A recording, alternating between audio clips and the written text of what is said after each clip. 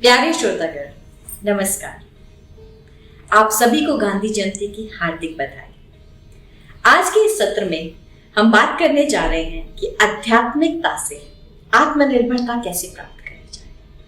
हर university, college में गांधीनियन studies का एक डिपार्टमेंट, पीस स्टडीज का एक डिपार्टमेंट होता है। फिर भी आजादी के 70 सालों में हम एक मोहनदास करमचंद गांधी क्यों नहीं ढूंढ पाए। आज के इस अत्याधुनिक युग में जहां टेक्नोलॉजी हम सब पे हावी है, इंस्टाग्राम, फेसबुक, ट्विटर के माध्यम से ही बातें की जाती हैं और इसी प्रकार से आदमी अपने आप को व्यक्त करता है। हर छोटी सी बात पे ऑनलाइन तकरार करने लग जाते हैं। हम अपना आपा तक खो जाते हैं। हम ये क्यों चाहते हैं कि हर कोई हमारे अहंकार को सलाम करे। इस लाइक्स शेयर की दुनिया में गांधी, नेहरू, सुभाष और भगत सिंह की आवाज कहां गुम हो गई है। जहां एक ट्वीट से दंगा भड़क जाता है और एक पोस्ट से सच्चाई दबा दी जाती है। क्या देशभक्ति सिर्फ 15 अगस्त और 26 जनवरी तक ही सीमित होकर रह गई? क्यों वाघा बॉर्डर पर ही सिर्फ भारत माता की जय हो के जयकारे लगते हैं? क्या कभी हमारे अंदर चल रहा ये द्वंद्व, ये परेशानियां, ये विचार समाप्त होंगे? क्या हमारे अंदर जो विचारों का बुलबुला है वो फूटेगा? और फूटेगा तो हमें कहां लेके जाएगा?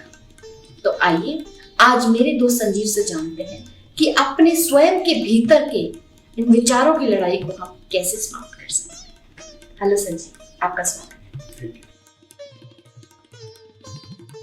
तो दोस्तों, आप सब लोग अलग अलग प्रांतों से हैं, अलग धर्मों से हैं, अलग जातियों से हैं, और हम सब की समस्याएं एक दूसरे से अलग हैं। पर एक समस्या ऐसी है जो हम सब में कॉमन है। वो कौन सी समस्या है जो हम सब में कॉमन है? विचार। हम सब के मन में, हम सब की बुद्धि में दिन रात हमें परेशान करने वाले विचार हमको नहीं छोड़ते। ये हम सब में कॉमन है। गांधी जी, लाल बहादुर शास्त्री, इन दोनों का जन्मदिन आज है। इन्होंने भारत को तो आजादी दिलवा दी, लेकिन क्या हमारा मन आज इन विचारों से आजाद है? क्या हमारी बुद्धि इन विचारों से आजाद? नहीं। हम आज भी अपने विचारों से जकड़े हुए हैं। आज भी हमारी बुद्धि विचारों से भरी हुई है। दिन रात ये विचार हमारा पीछा छोड़ती है।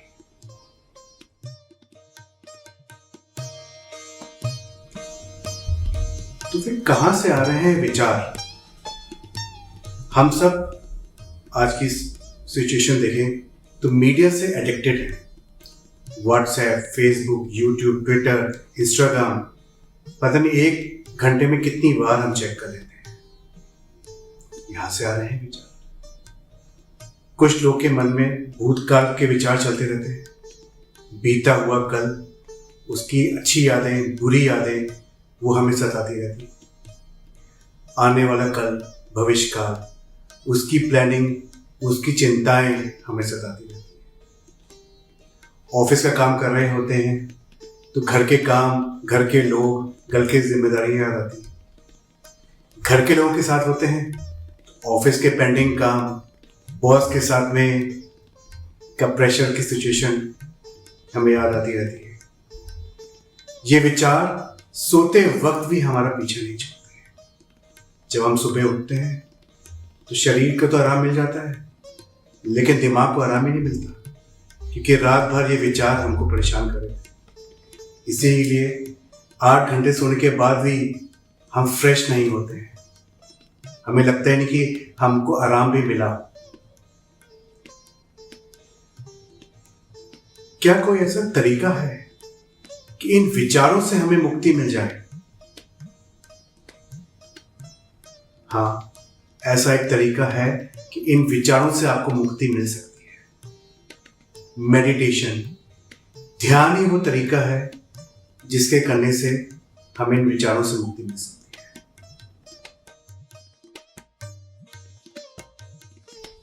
बहुत आसान होता है एक कंप्यूटर में या फिर मोबाइल फ़ोन में कुछ भी unwanted photos, unwanted files delete कर दो, एक बटन दबाओ, सब डिलीट। क्या ये सिस्टम हमारी बॉडी के अंदर है? जी हाँ, एक तरीका है कि हम अपने अंदर के विचारों को डिलीट कर सकते हैं। वो तरीका है ध्यान का, मेडिटेशन का।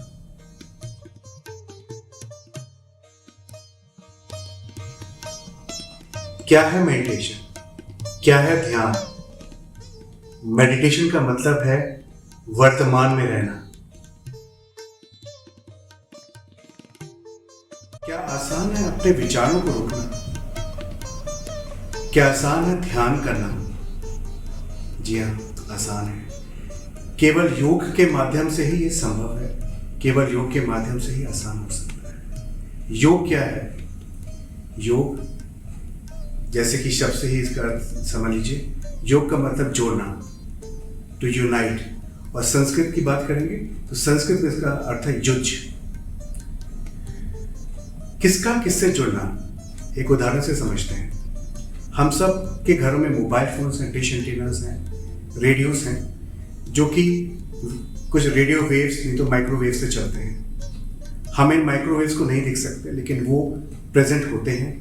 उससे ही आपका mobile phone, radio, dish antenna work करता है।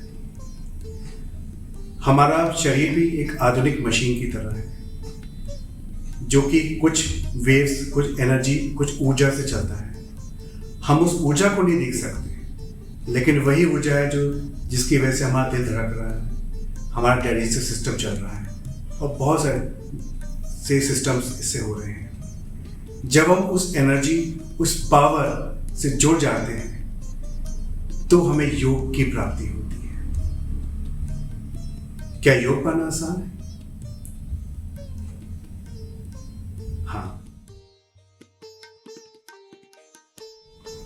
पुराने जमाने में जिनको योग की प्राप्ति करनी होती थी, वो वनों में जाते थे, पर्वतों में जाते थे, आश्रमों में जाते थे, जहाँ पे उन्हें शांति मिले, एकाग्रता मिले, और वहाँ जाके सालों साल ध्यान करने के बाद, तपस्या करने के बाद उन्हें योग की प्राप्ति हुई थी। ये एक बहुत ही मुश्किल कार्य था। आज के आधुनिक जीवन में हम उसकी कल्पना भी नहीं कर सकते,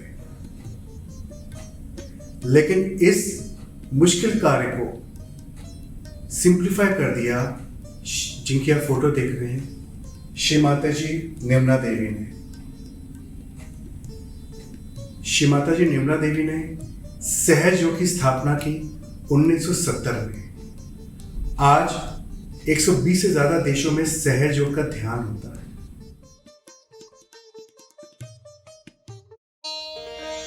आप सारे साधकों को हमारा प्रणाम।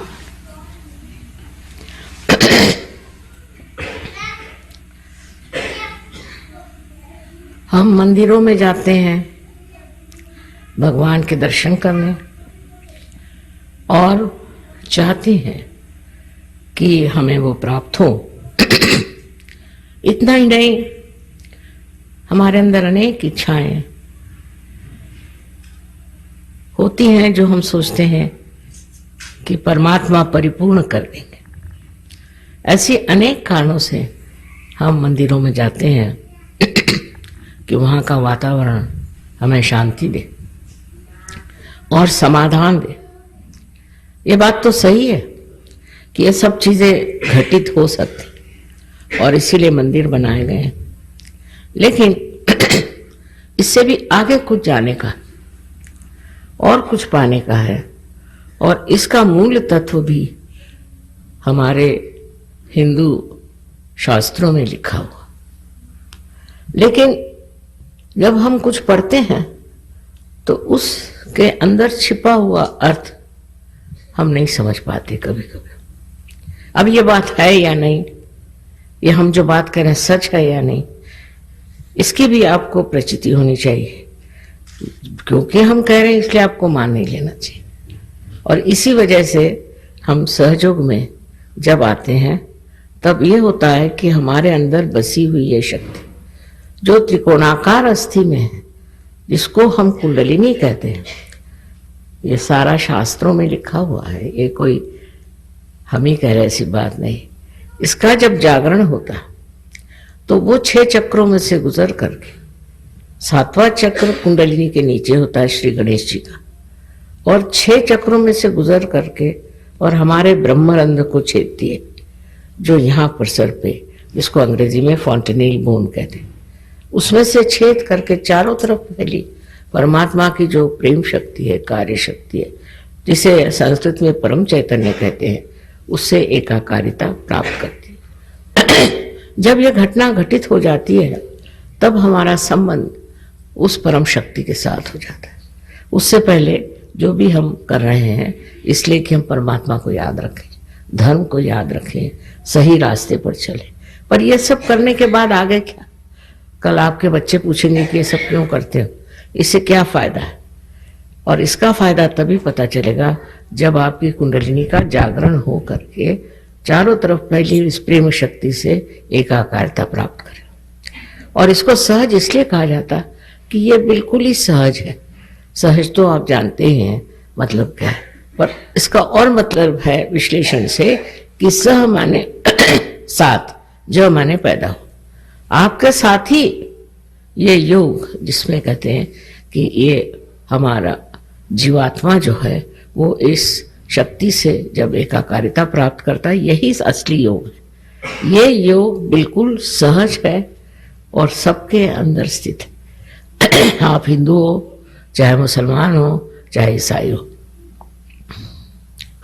चाहे आप काले गोरे कुछ भी हो, ये कुंडलिनी शक्ति सबके अंदर स्थित है। तब हम लोग अलग अलग कैसे कह सकते हैं? श्री माता जी ने बहुत ही सहज तरीके से कुंडली जागरण के द्वारा कैसे हमें आत्म साक्षात्कार मिल सकता है, कैसे हमें योग की प्राप्ति हो सकती है, हमें वो बताया है। इसी वजह से हम इसे सहज योग बोलते हैं। सहज मतलब आसान, या फिर इसका दूसरा अर्थ है हमारे साथ जन्मी हुई शक्ति। श्री माता जी निर्मला देवी ने मानव का उत्थान किया है और उनके इस बहुमूल्य योगदान के लिए बहुत सारी राष्ट्रीय व अंतरराष्ट्रीय संस्थाओं ने उन्हें पुरस्कृत किया है, उन्हें अवार्ड दिए हैं। हमारे आपके जैसे लाखों लोग सहज योग का ध्यान कर रहे हैं और उससे उनको फायदे हो रहे हैं और सहज योग को मान्यता प्राप्त हुई है।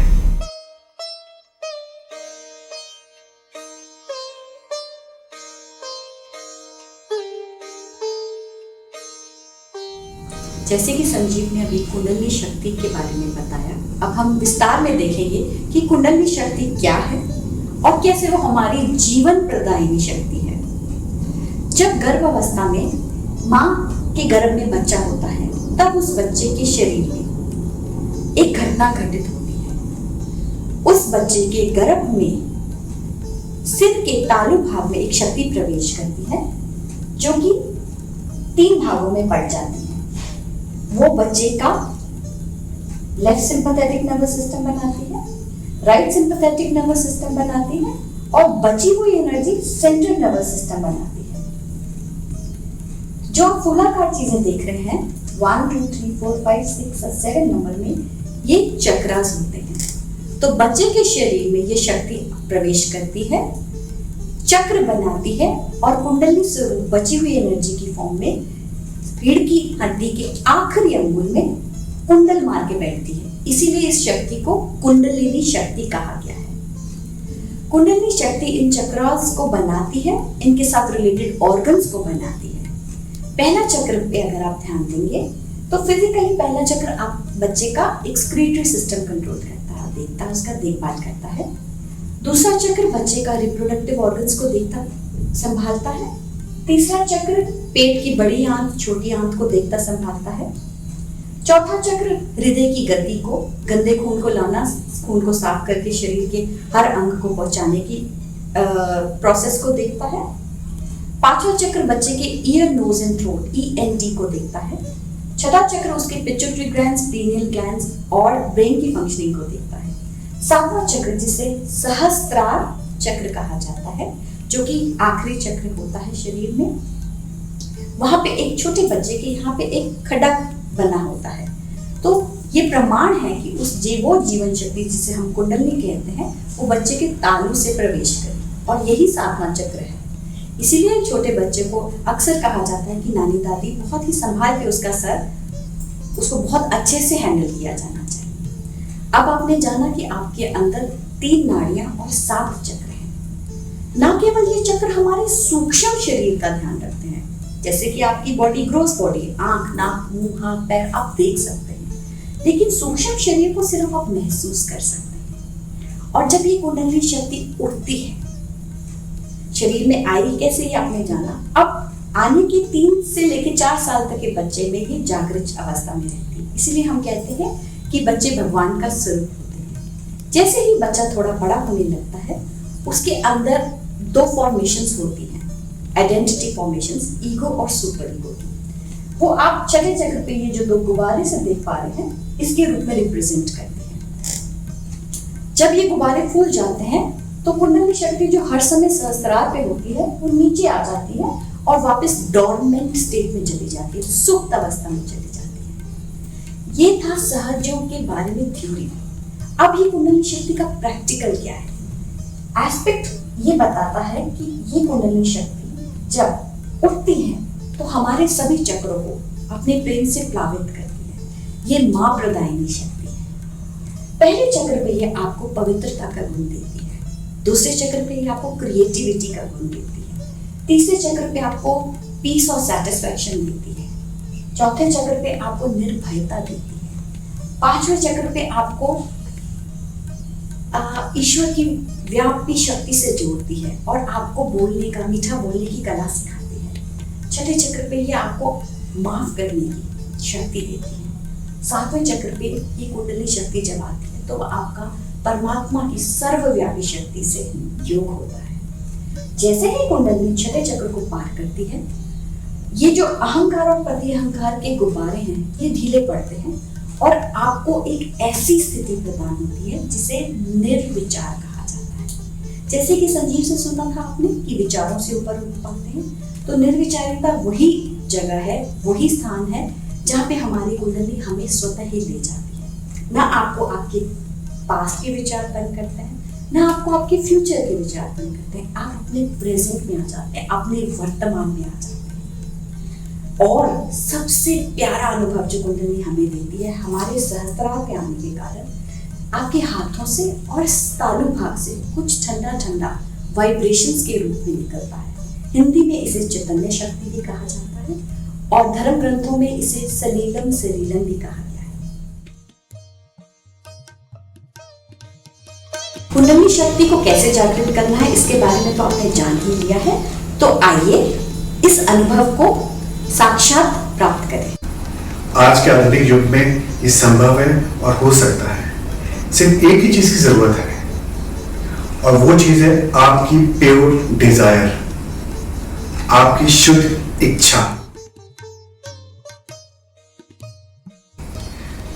जो लोग चप्पल वगैरह पहन के बैठे हुए हैं, वो लोग प्लीज अपने फुटवेयर, अपनी चप्पलें, जूते जो भी हैं, वो कुछ मिनटों के लिए हटा दीजिए। आपके आसपास जो भी डिस्ट्रैक्शंस हो रही हैं, उन डिस्ट्रैक्शन से दूर निकल आइए। ये 10 से 15 मिनट जो है आपके जीवन में कब में परिवर्तन कर सकते हैं। और अगर कुछ हमें ऐसा मिल रहा है कि जिसकी वजह से हमारे जीवन में परिवर्तन हो सकता है, तो क्यों ना करें।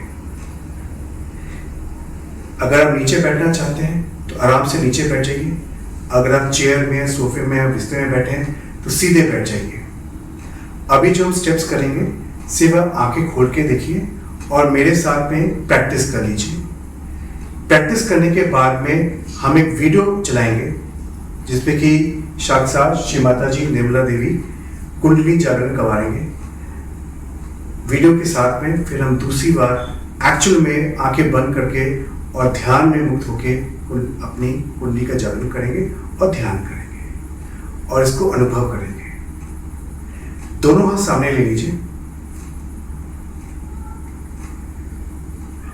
जब हम ध्यान करेंगे तो अपनी आंखें बंद कर लेंगे। फिलहाल आप अपनी आंखें खोल के देखिए और अपने स्टेप्स हमारे साथ में कीजिए।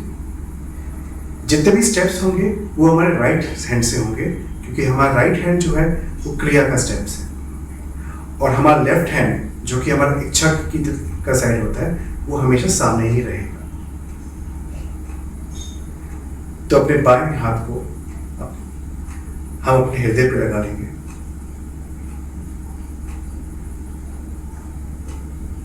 तो अपने दाएं हाथ को हम अपने हृदय पे लगा लेंगे।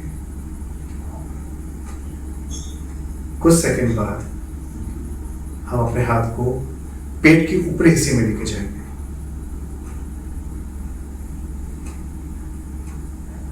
फिर पेट के नीचे वाले हिस्से पे, वापस पेट के ऊपर वाले हिस्से पे, वापस अपने हृदय पे। अब इसी हाथ को गर्दन और कंधे के बीच में जो हिस्सा है वहां पे लेके जाएंगे और अपनी गर्दन को राइट हैंड की तरफ लेके जाएंगे।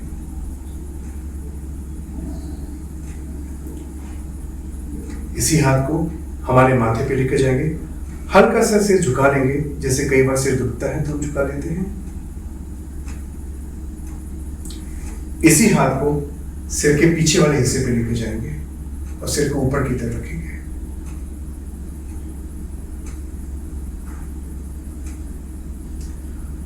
अपने हाथों की हथेली को टाइट कर लेंगे, तान लेंगे और हल्का सा प्रेशर देते हुए तालू भाग पे रख लेंगे और इसे क्लॉकवाइज डायरेक्शन में घड़ी की सुई की दिशा में लेकर जाएंगे और इसे घुमाएंगे।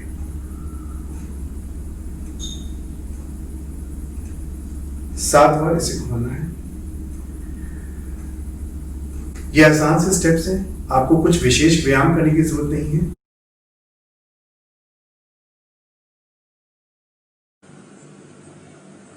अब आप आंखें बंद कर लें, कोई भी आंख न खोलें, आंख बंद कर लें और अपना हाथ हृदय पे रखें। अब एक प्रश्न आप अपने मन में मेरे लिए पूछें। मुझे आप श्री माता जी कहें या चाहे मां कहें, आप प्रश्न पूछिए, मां क्या मैं आत्मा हूं? 3 बार प्रश्न पूछे।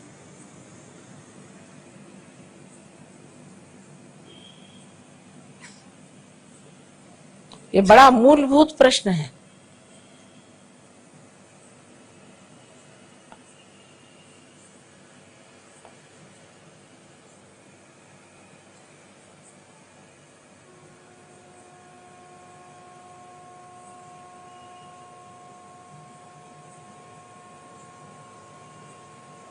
अब आप ये जान लीजिए कि अगर आप आत्मा हो गए तो आप अपने गुरु भी हो जाते हैं, क्योंकि आत्मा के प्रकाश में आप अपने ही गुरु हो जाते हैं।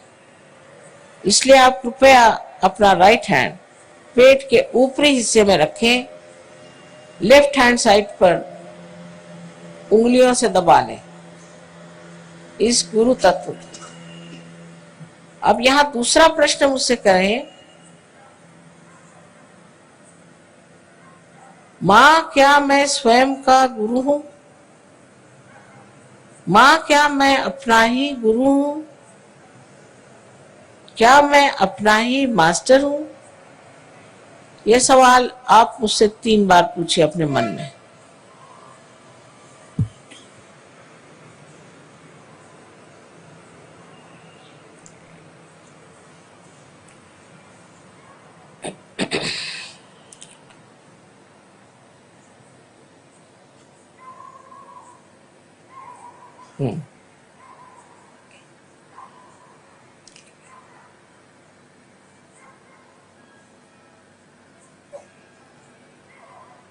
अब आप अपना राइट हैंड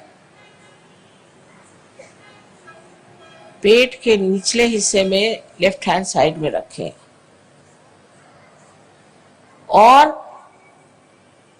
ये जान लीजिए कि मैं आपकी स्वतंत्रता का पूर्ण आदर करती हूं और आप पे मैं जबरदस्ती शुद्ध विद्या लाद नहीं सकती। जो शुद्ध विद्या इस चक्र से आपको पूरा ज्ञान कराएगी परमात्मा की शक्ति का। इसलिए आपको यहां कहना होगा 6 मर्तबा, क्योंकि इस चक्र में 6 पंखुड़ियां हैं। अपने हृदय में आपको मांगना होगा, श्री माता जी मुझे आप शुद्ध विद्या दीजिए।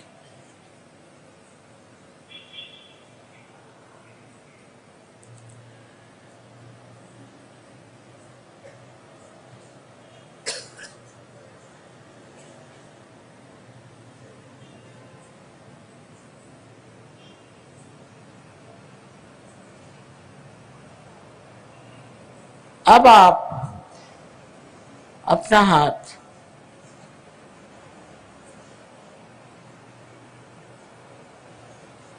जरा जोर से दबाइए।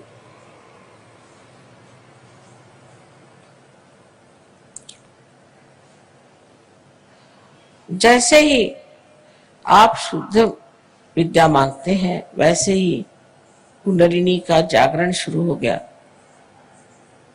लेकिन उसके लिए ऊपर के जो चक्र हैं उन्हें हमें खोल देना होगा।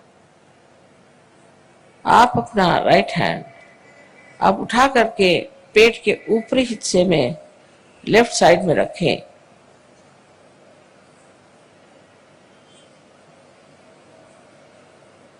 और पूर्ण आत्मविश्वास के साथ, आत्मविश्वास से ही चक्र खुलेंगे। पूर्ण आत्मविश्वास के साथ आप कहें, श्री माता जी मैं स्वयं का गुरु हूं। पूर्ण आत्मविश्वास के साथ कहिए।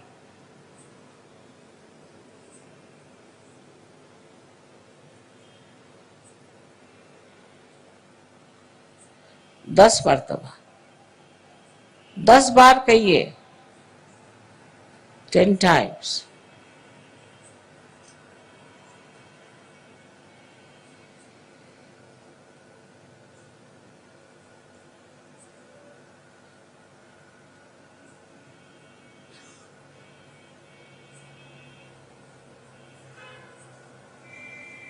आपसे मैंने पहले ही बताया कि आप आत्मा हैं। आप ये शरीर, बुद्धि, मन, अहंकार आदि उपाधि नहीं, किंतु आप शुद्ध आत्मा हैं। अब अपना राइट हैंड आप हृदय पे रखें और पूर्ण विश्वास के साथ आप 12 मर्तबा कहिए, श्री माता जी मैं शुद्ध आत्मा हूं। श्री माता जी मैं शुद्ध आत्मा हूं। अपनी अपनी भाषा में कहिए, जिस भाषा में कहना चाहे। 12 मर्तबा कहिए।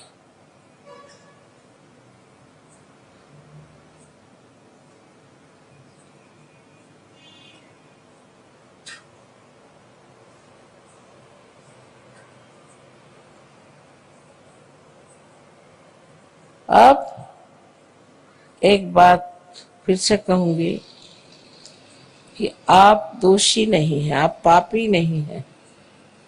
आप अपने को न्यूनता में न उतारें। आप मानव हैं और गौरवशाली हैं।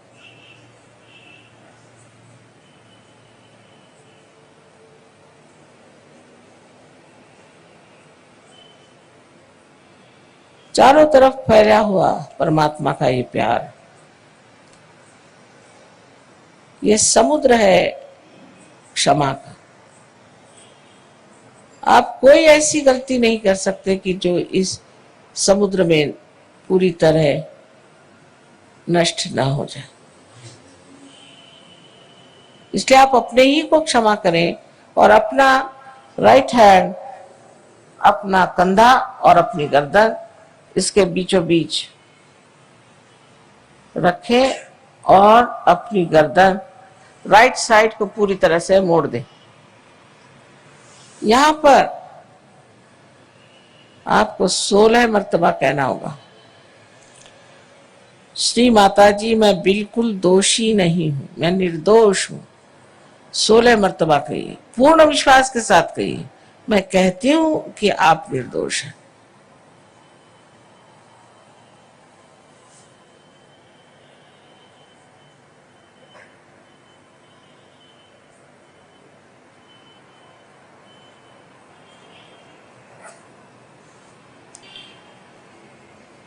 फिर से यही कहना है कि आप किसी को क्षमा करें या न करें, आप कुछ नहीं करते, पर अगर आप क्षमा नहीं करते हैं तो आप गलत हाथों में खेलते हैं।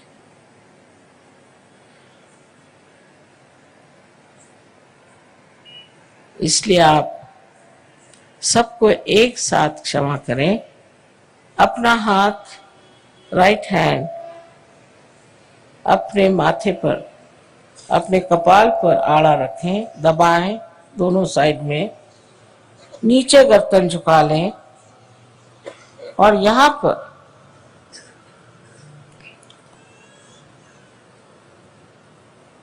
पूर्ण आत्मविश्वास से कहें, श्री माता जी मैंने सबको एक साथ क्षमा कर दी, मैंने सबको एक साथ क्षमा कर दिया है।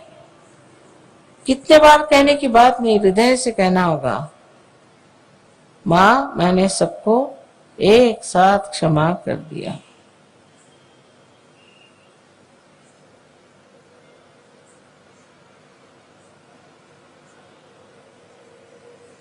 अब राइट हैंड को पीछे ले और अपने सर पीछे की ओर झुका ले। इस जगह अपने समाधान के लिए, अपनी गलतियां न गिनते हुए, अपने को दोषी न ठहराते हुए, अपने ही समाधान के लिए आपको कहना होगा हृदय के साथ, हे परम चैतन्य, हमारे हाथ से अगर कोई गलती हुई हो, जाने अनजाने, तो कृपया माफ कर दीजिए। ये भी हृदय से कहें, कितने बार कहने की बात नहीं।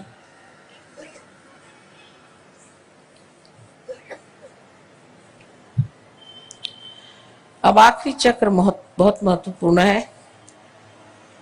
लेफ्ट हैंड हमारे और रखें, दोनों पैर अलग रखें, जो नीचे बैठे हैं वो आराम से बैठे रहें। लेकिन अब अपने हाथ को पसार लें, हथेली को पूरी तरह से खींच लें और उसके बीचों बीच जो जगह है उसको आप बराबर अपने तालू पर, जो कि आपके बचपन में एक बहुत स्निग्ध सी हड्डी थी, उस पर रखें और अपनी गर्दन झुका लें पूरी तरह से। अपनी उंगलियों को पूरी तरह से खींचें बाहर की ओर, इससे पूरा दबाव आपके स्कैल्प पर, आपके सर की चमड़ी पर पड़े। अब ये जान लीजिए कि मैं आपकी स्वतंत्रता को मानती हूं और मैं आप पर आत्म साक्षात्कार लाद नहीं सकती, आपको मांगना होगा। अब कृपया इस हाथ को आप 7 मर्तबा धीरे क्लॉकवाइज, माने घड़ी के कांटे की तरह धीरे धीरे घुमाएं और कहें 7 मर्तबा, श्री माता जी मुझे आप कृपया आत्म साक्षात्कार दीजिए, मुझे आत्मबोध दीजिए। श्री माता जी मुझे आप आत्मबोध दीजिए। 7 मरतबा कहें।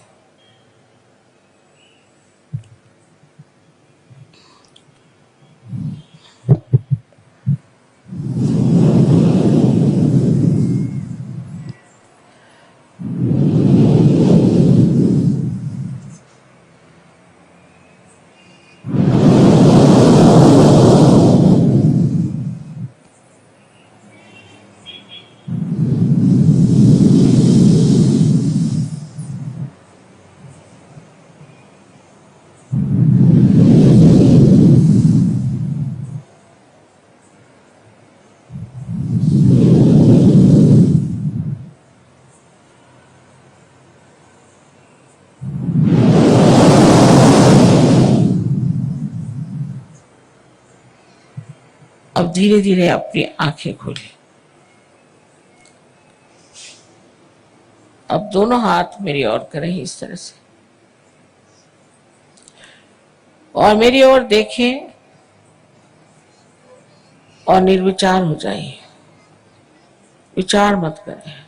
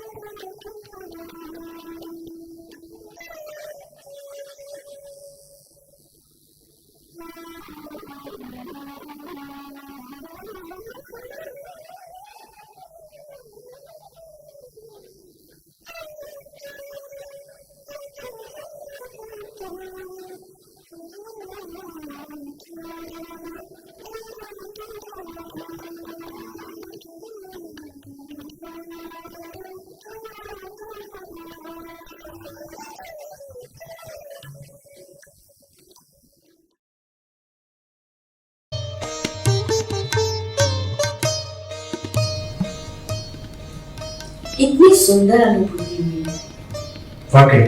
और एकदम मन शांत, विचार गायब, जैसे I am transported into different world. मुझे ऐसा लग ही नहीं रहा मैं इसी दुनिया में हूँ। सच में कितनी सुंदर अनुभूति। अपने विचारों से मुक्ति मिल गई है, मन बिल्कुल शांत हो गया है। किसी को सिर पे ठंडा लगा है, किसी को हाथों पे कुछ ना कुछ हलचल हुई होगी, नहीं तो हमारे विचार तो कम हो ही गए होंगे। तो ऐसा क्यों हुआ, एक बार फिर से समझते हैं। हमारे अंदर जैसा बताया गया था, जो कुंडली थी वो 7 चक्रों को भेदती हुई यहाँ तक गई और 7वें चक्र में यहाँ पे पहुंच गई, सहस्त्रार चक्र। जब ये कुंडली यहाँ पे पहुंची तो उसके बाद में हमें हमारी योग की प्राप्ति हुई। अब इस बीज को अंकुरित करने के लिए हमें रोज 5 से 10 मिनट सुबह और 5 से 10 मिनट शाम को अपने बिजी शेड्यूल से निकालने हैं।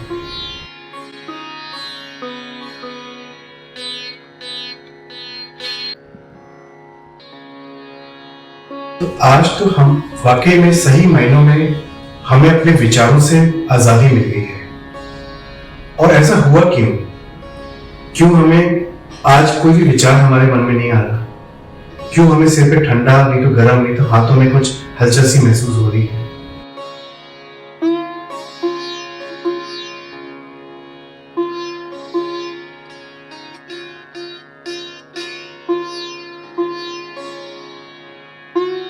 क्योंकि हमारी जो कुंडली थी वो जागी और 7 चक्रों को भेदते हुए हमारा फाइनल चक्र सहस्त्रार चक्र पे पहुंच गए और हमें योग की प्राप्ति हुई।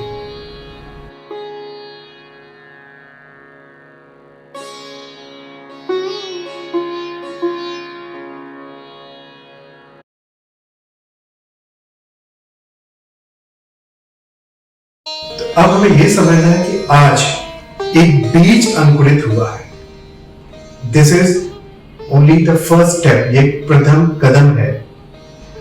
अब ये बीज जो है वापस इस वैसे ही हो जाएगा जैसे पहले था, अगर हम इसको यहीं पे छोड़ देंगे। बहुत जरूरी है कि इस बीज को हम सींचें, जिससे कि पौधा पेड़ बने और हमें फल दे। हमें फल दे निर्विचारिता का, हमें फल दे कॉन्फिडेंस का, हमें फल दे आत्मनिर्भरता का और बहुत सारे फल दे। कैसे हो सकता है ये? बहुत आसान है। 10 मिनट सुबह और 10 मिनट शाम को, सिर्फ इतना ही इन्वेस्टमेंट करना है हमें। 10 मिनट सुबह ध्यान कीजिए, 10 मिनट शाम को ध्यान कीजिए। कैसे करना है? हमारे हेल्पलाइन नंबर है, आप वहां पे फोन कर सकते हैं, जो आपको अभी हम बताएंगे। फोन करने के बाद में हमारे साथी आपको पूरी गाइडेंस देंगे। हेल्पलाइन नंबर पे जो नंबर दिया गया है, आप उस पर कॉल कर सकते हैं। वहां पे हमारे ही सहयोगी भाई बहन आपको गाइडेड मेडिटेशन के बारे में और जानकारी देंगे। ये पूर्णतः निःशुल्क है और साथ ही में आपको बताया जा सकेगा कि किस प्रकार आजकल के माहौल में भी आप अपने घर बैठ के सोशल डिस्टेंसिंग को फॉलो करते हुए सहयोग के माध्यम से ध्यान सीख सकते हैं और शांति प्राप्त कर सकते हैं। आप सभी जनों का यहाँ आने के लिए, ये कार्यक्रम अटेंड करने के लिए बहुत बहुत धन्यवाद। धन्यवाद।